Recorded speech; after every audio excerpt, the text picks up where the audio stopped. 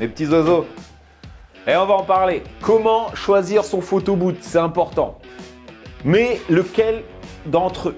Ah, parce que tu te dis, façade blanche, façade miroir, façade noire. La façade se change. Voilà, déjà, c'est bon. Ensuite, qu'est-ce qui se passe? Ici, voilà le photo boot. Donc là, tu vois, ça, c'est léger. Tu vois? C'est léger. Mais tu as vu que c'est fin. Qui dit que c'est fin, dit que nos pieds sont fins. Et du coup, comme nos pieds sont fins, on a eu des problématiques. C'est-à-dire que tu tapes, bah, la borne, elle peut vite balancer. Et un gars bourré qui tombe, elle a plus de chances de tomber. Ok? Donc, quand tu auras ton photo boot par terre et que ça va t'enlever toutes tes prestations au bout de X temps, par exemple sur 3 mois, le temps de recevoir ou alors faire marcher l'assurance, ben, tu vas être bien content d'avoir quelque chose de stable et robuste. C'est pour ça que ces photo boots là, déjà, on voit très bien que c'est un iPad. Ceux-là, on ne voit pas forcément que c'est un iPad. Et ils sont aussi légers. Tu vois, là, je porte à deux mains et je respire plus. Hein. Mais tu vois, déjà, il est plus imposant, il est plus beau. Je trouve que visuellement, il a une meilleure gueule. Ok? Donc là, je ne sais pas si tu vois. Je vais les décaler les deux. Mais voilà. Et ça, c'est important dans ton choix de photo boot. Voilà. Pas besoin de te faire des montages, vidéos, machin, j'en ai trop fait, j'ai des chaînes YouTube, laisse tomber. Là, c'est vraiment aller à l'essentiel. Ça, le flash, tu peux le mettre aussi sur celui-là, ne t'inquiète pas. Ici, finalement, au moins là, sur ton photo boot, il est stable parce que le pied est hyper large. Il est plus large que celui-là, limite, ouais. Tu vois, là, ça fait celui-là, ça fait limite ça. Et celui-là, il va faire ça, le pied. Donc là, faut y aller. Là, il faut y aller, d'accord? Pour le pousser, là, il faut y aller. Donc, ce qui est bien, c'est que celui-là, il va être beaucoup plus stable et du coup, quand quelqu'un va taper dessus, eh ben, il va plus revenir vers soi, ok? Donc, il y a moins de chances que celui-là, il tombe, même si, bah, faut y aller, hein, faut que le mec lui fasse un plaquage. Mais au moins, tu le sais. Ça, c'est la différence au choix que tu vas avoir. Maintenant, ça, c'est un peu plus lourd de 1,5 kg, 2 kg, même pas. C'est rien, voilà. Mais du coup, ta boîte, celle-là, elle est plus petite et celle-là, elle est plus large. À moins que tu aies une voiture sans permis, je pense pas. Mais du coup, bah, celle-là, elle rentre quand même dans la voiture et celle-là, elle rentre quand même dans la voiture. Souvent, quand tu vas rentrer dans ta voiture, bah, tu as un caisson que tu vas mettre dans le coffre. Et si tu enlèves ta plage arrière, tu vas mettre l'autre caisson au-dessus. À faire attention que ça ne tape pas ta vitre arrière. Hein, voilà, je dis ça comme ça.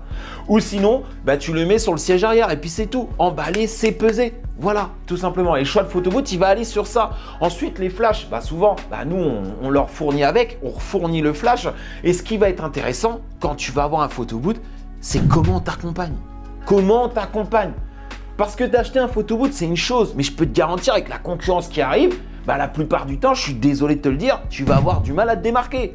Ok? Et ben on peut en reparler même. Tu peux faire tous les systèmes d'acquisition ou autres, tu vas avoir du mal. Alors, ou peut-être pas, et je te le souhaite, ok? Mais tu risques d'avoir du mal. Et ensuite, ce qui est bien, c'est que là, tout ça, c'est personnalisable, hein, d'accord? Donc, tu peux aller vraiment avec ce logiciel-là ou avec une télécommande qu'on a, et ben aller tout personnaliser. Donc ça, c'est vraiment important de le savoir.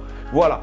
Ensuite, dans ton choix de photo boot, fais en sorte que ça soit un appareil photo. Fais gaffe parce que la plupart du temps, ils vendent avec des Canon 2000D. Mais les 2000D, ça apporte des erreurs et des bugs. Donc, fais attention qu'il n'y ait pas cet appareil-là dans les photo boots. Ok? Il faut aller voir sur Luma Boot, DSRL Boot, les compatibilités et ceux qui conseillent le moins dans le côté professionnel. Ce qui veut dire que celui-là, je le laisse à la prestation le vendredi. Moi, je reviens que le dimanche ou des fois j'ai la flemme, je reviens que le lundi. Je reviens le chercher.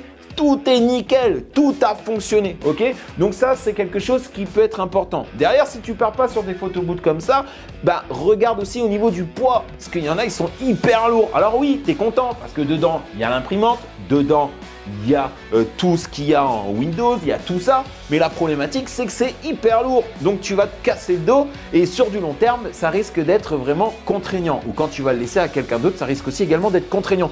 Donc, c'est des choses qu'il ne faut pas prendre à la légère, réellement. Voilà, et puis c'est aussi l'accompagnement parce que quand tu reçois ton photo boot, tu n'as aucune vidéo de démonstration, tu n'as aucune astuce sur ton site internet de référencement, de SEO pour aller tout niquer, je te garantis que tu te sens seul et après, tu le revends ton photo boot sur le bon coin. Voilà. Donc, voilà un petit peu, je ne vais pas parler plus longtemps, mais moi, c'est le petit conseil si je pouvais te donner comment choisir ton photo boot et fais attention que ça soit quelqu'un qui s'y connaisse aussi. Et si tu l'achètes d'occasion, alors c'est très bien, mais vérifie le nombre d'impressions qu'il y a à l'imprimante. Et pour ça, tu peux le vérifier, ça t'évitera de te faire arnaquer. Deuxièmement, vérifie aussi également depuis quand et s'il a la facture d'achat sur le photo boot. Est-ce qu'il est encore garanti? Toutes ces petites choses-là, ok, qu'il faut vraiment faire attention parce que c'est un grand investissement Et si tu loupes pas cet investissement, ça va te changer ta vie. Par contre, si tu loupes, ça te change aussi ta vie, mais de l'autre côté, quoi. Donc, c'est pas vraiment les bonnes choses. Voilà un petit peu sur le choix du photo boot. Alors, on refera d'autres sur d'autres choix de photo boot, mais celui-là, je voulais t'en parler parce que c'est important. Le fait, tu vois, de l'épaisseur. Et puis voilà, et du pied qui soit robuste. Et ça, c'est bien parce que j'ai eu aussi des soirées très luxueuses où ils avaient pris un photo boot que pour leurs gamins. Donc, ce que j'ai fait, j'ai mis un grand pour les grands. Et celui-là, je l'ai mis en demi-mesure et comme ça, les petits avaient accès. Et par contre, là, j'ai mis une assistance parce que comme c'était à hauteur des enfants, je ne voulais pas qu'ils se cassent. Donc ça, j'ai chiffré vraiment très haut, mais au moins, j'avais l'assistance à côté qui pouvait gérer les photo boots. Et sur le grand, c'était plus en autonomie. Mais sur celui-là, voilà, avec tous reliés sur la même imprimante, j'avais pas besoin d'en prendre deux. Et puis, le tour était joué, quoi. Donc voilà, en tout cas, j'espère que ça vous aidera un petit peu plus sur le choix du photo boot.